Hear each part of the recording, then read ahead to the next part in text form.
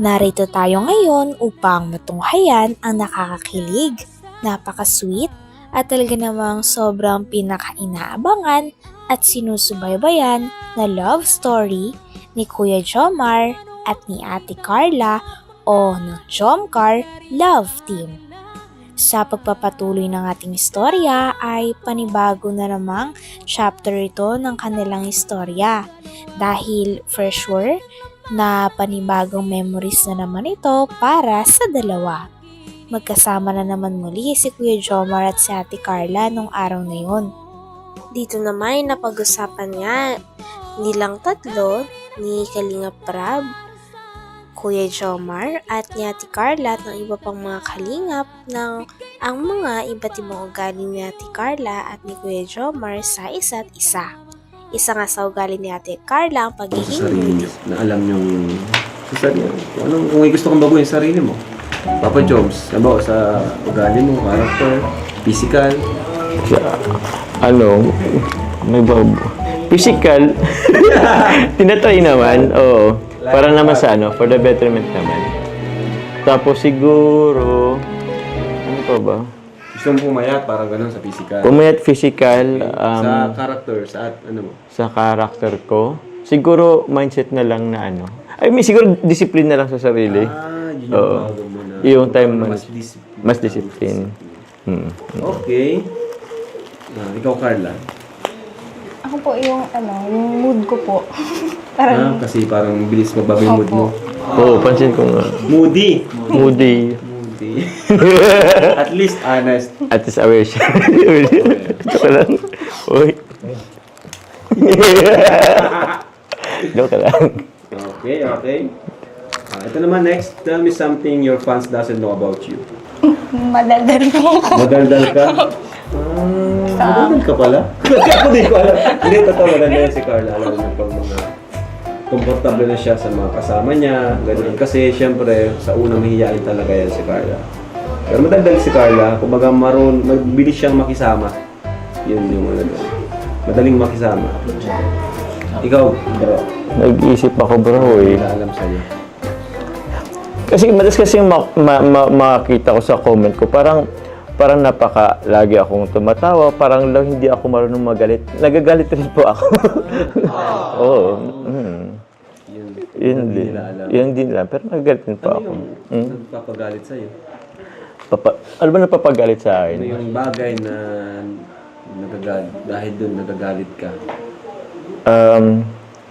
Siguro pag pinapakialaman nila yung mga let's say mahal ko sa buhay, yung mga okay lang na nila ako kahit ako lang, pero yung na yung ibang tao, wag na. Okay. Ayan, sa buong buwan or taon na nandito ka sa Kalingap, ano yung mga natutunan mo o mga realization mo sa buhay? Ikaw, Carla. Ikaw muna. Ikaw muna, Papa Jones. Mahirap, kailangan ko. Ang next naman na tanong ni Kalinga Prab ay ano daw ang realizations ni Ate Carla at ni Kuya Jomar simula sila ay sumikat. Grabe nga ang sagot ni Ate Carla at Kuya Jomar. Talagang marami silang na-realize dahil naging better din sila nung kasama nila isa't isa. Yung okay lang na nila ako kahit ako lang, pero yung na yung ibang tao, wag na. Okay. Ayan, sa buong buwan or taon na nandito ka sa Kalingap, ano yung mga natutunan mo o mga realization mo sa buhay? Ikaw, Carla. Ikaw muna. Papa Jones. Mahirap, kailangan ko rin pag-isipan. Ano yung mga realization mo since na napunta ka sa Team Kalingap? Oo. Actually, madami rin naman. Ano bang relation? Siguro isa siguro yung we have to be thankful and grateful kung anong meron tayo. Kasi may mga ibang tao na they're not lucky enough, hindi dumarating sa kanila yung opportunity na hindi tulad sa atin na grabing opportunity, yung blessing. So, maging thankful po tayo sa anumang na-receive nating blessing.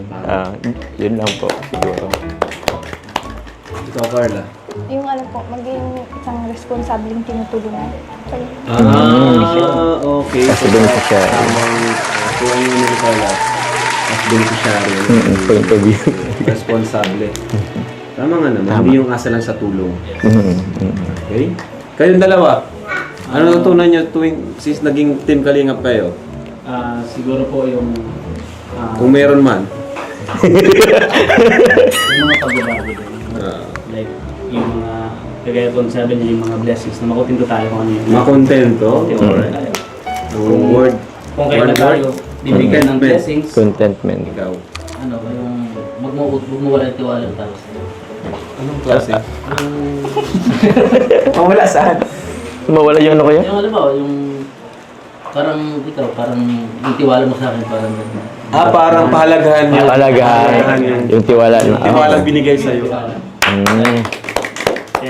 Nice. Okay. Doon tayo sa mga paborito, no? Madali lang.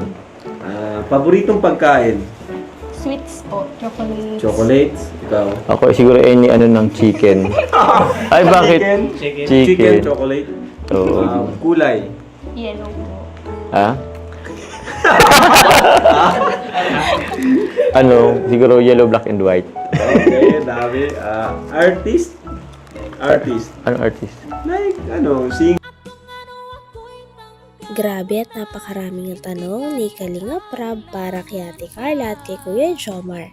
Naka-fast talk pa nga ito nang sa ganun ay masisigurado na hindi na nila pag-iisipan ang kanilang may sasagot at kung ano lang ang kanilang nararamdaman ay yun lang talaga ang kanilang isasagot at sasabihin sa mga random na tanong ni Kalinga Prab para sa Jomcar Love Team o Kuya Jomar, Ate Carla. Okay, Dara. Mabait po. Kikain. Kikay. Biancy. Sweet. Ano siya? Tahimik. Medit. Matalino. Madiskarte. Sexy.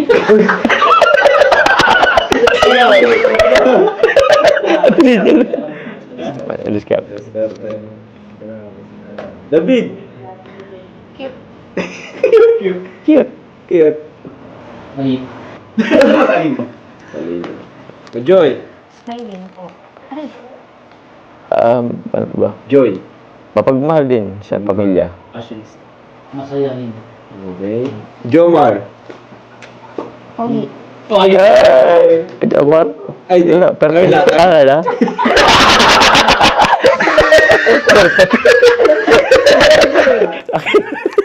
Ano sa'yo, Carla? Ha? Carla. Love. Joke lang.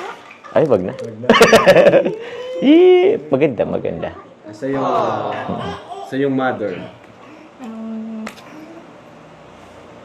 Very mapagmahal. Sa yung father. Ay, sa yung mother. Ano? Ayun. Lovable. Yeah. Sa yung father. Responsable po. Sa yung father. Yan. Responsible at miss you. Oh. Sa'yo, kayo. Papa, tatay. Pagmahal. Mama ko. So, andito na tayo sa Kalamansi. Yan! Ay, di pa pala tapos. Round 3. At pag hindi nyo masagot, Kalamansi. Asin. Okay. Ha? Alright. So, ready na kayo? Dapat, honest lang yung sagot. Ano? Wala? Honest lang yung sagot. Okay. Para kay Carla itong question. Para sa'yo, Carla, sino yung una mong naka-close sa Kalingap Angels? Si Ate Rose Ann po. Ay, palapis sa mga pala. Ikaw naman, Papa Joe, sino yung una mong naka-close sa Kalingap Angels? Kalingap Angels? Sino bang naabutan ko?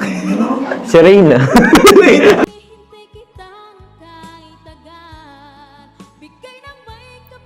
Hanggang dito na lamang muna ang ating nakakakilig, napaka-sweet at talaga namang sinusubaybayan at pinakainaabangan na love story ng Jomcar Love Team o ni Kuya Jomar at ni Ate Carla. Maraming salamat sa inyong panonood. Hanggang sa muli.